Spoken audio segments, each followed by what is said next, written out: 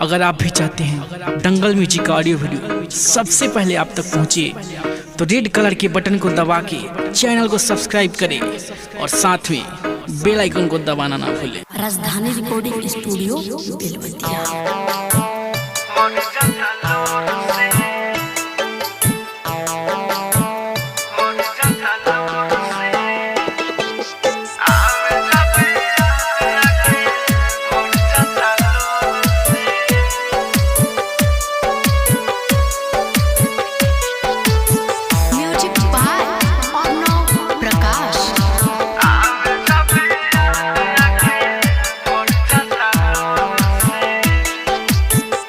जब याद आंखें भर जाता लोर से,